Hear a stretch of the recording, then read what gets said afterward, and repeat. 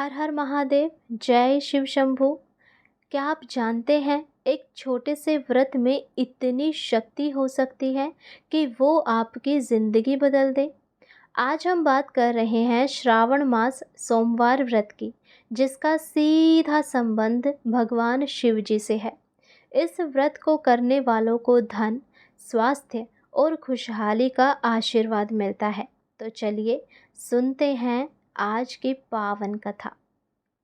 यह कथा एक पुजारी की है जो भगवान शिव और माता पार्वती की सेवा करता था। एक दिन जब पुजारी मंदिर में था तो माता पार्वती ने उससे मजाक में ही पूछ लिया कि उनके और भगवान शिव में से कौन अधिक शक्तिशाली है। अब पुजारी ने बिना सोचे समझे कह दिया कि भगवान शिव। इस झूठ से देवी पार्वती बहुत नाराज हो गई और उन्होंने पुजारी को कुष्ठ रोग का भयानक श्राप दे दिया। कहीं कहीं कथाओं में ऐसा भी उल्लेख होता है कि माता पार्वती और भगवान शिव जी चौसर खेल रहे थे।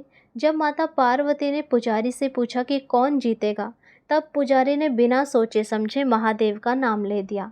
परंतु हुआ ये कि चौसर में माता पार्वती जीत गई। तो इसीलिए माता पार्वती बहुत क्रोधित हो गई और इस झूठ बोलने के लिए माता पार्वती ने पुजारी को कुष्ठ रोग होने का श्राप दे दिया। अब पुजारी का शरीर धीरे धीरे गलने लगा और वह दर्द से तड़पने लगा। उसे मंदिर से भी निकाल दिया गया और वह दर दर भटकने लगा। एक दिन जब वह निराशा में डूबा हुआ था तो उसे एक अप्सरा मिली। अप्सरा ने उसकी दशा देखकर पूछा, तुम्हें यह कष्ट क्यों मिला है? पुजारी ने पूरी सच्चाई बताई। तब अप्सरा ने उसे 16 सोमवार व्रत करने की सलाह दी और बताया कि इस व्रत को करने से उसकी सभी पीड़ाएं भी दूर हो जाएंगी। पुजारी ने अप्सरा की बात मानी और पूरे 16 सोमवार तक कठोरता से व्रत रखा। वह हर सोमवार को भगवान शिव जी की पूजा करता, कथा सुनता और फलाहार करता। जैसे ही 16वां सोमवार पूरा हुआ, भगवान शिव उसकी भक्ति से प्रसन्न हुए और पुजारी का शरीर फिर से स्वस्थ और निरोगी हो गया। उसका कुष्ठ रोग पूरी तरीके से ठीक हो गया और वह फिर से सम्मान के साथ अपना जीवन जीने लगा। तो देखा आपने कैसे भगवान शिव ने इस पुजारी पर अपनी कृपा बरसाई। एक और कथा है कि रानी की भूल और उसके कष्ट व्रत का सही महत्व। ये कथा है एक ऐसे राजा और रानी की जिन्हें 16 सोमवार व्रत के कारण ही पुत्र और राज्य मिला था। वो रानी हमेशा अपने पति और परिवार की खुशी के लिए इन व्रत का पालन करती थी।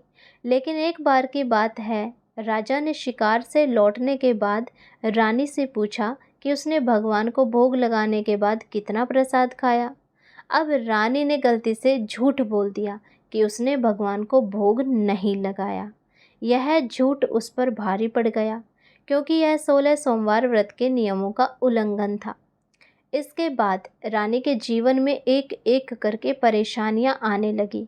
उसकी सारी सुख सुविधाएं छिनने लगी और अंत में उसे महल से भी निकाल दिया गया। वह भटकती हुई एक जंगल में पहुंची जहां एक ऋषि ने उसे शरण दी। ऋषि ने जब उसकी कहानी सुनी तो समझ गए कि यह सब व्रत के नियमों को तोड़ने का ही परिणाम है। ऋषि ने रानी को फिर से 16 सोमवार व्रत करने की सलाह दी, लेकिन इस बार सही नियमों और पूरी श्रद्धा के साथ। रानी ने वैसा ही किया और पूरे 16 सोमवार तक भगवान शिव की आराधना की। व्रत के पूरा होने पर भगवान शिव प्रसन्न हुए और रानी को क्षमा कर दिया। उसी समय राजा को अपने राज्य में एक महामारी का सामना करना पड़ रहा था और वह अपनी रानी को ढूंढ रहा था। अंत में राजा रानी को ढूंढते हुए उस आश्रम में पहुंच गया जहां वह रह रही थी। उन्होंने रानी को वापस महल में बुलाया और दोनों फिर से खुशी खुशी रहने लगे। और उसके बाद जब पूरे राज्य में रानी ने यह घोषणा की कि सभी सोमवार व्रत रखेंगे, उसके बाद वो महामारी भी ठीक हो गई और सभी निरोग और स्वस्थ हो गए। ये कथाएं हमें सिखाती है कि सच्ची श्रद्धा और नियमों का पालन करते हुए किया गया व्रत ही फल देता है और झूठ या लापरवाही से हमें कष्ट मिल सकता है। इसीलिए झूठ ना बोले, जितना हो सके भगवान जी का ध्यान करें, भजन करें और अपने आप को शिव भक्ति के मार्ग पर आगे बढ़ाएं। यदि आप भी इस शिव भक्ति के मार्ग में हमारे साथ जुड़ना चाहते हो तो अभी इस चैनल को सब्सक्राइब करो, बेल आइकन दबाओ और कमेंट बॉक्स में हर हर महादेव अवश्य लिखो। हर हर महादेव। जय शिव शंभू।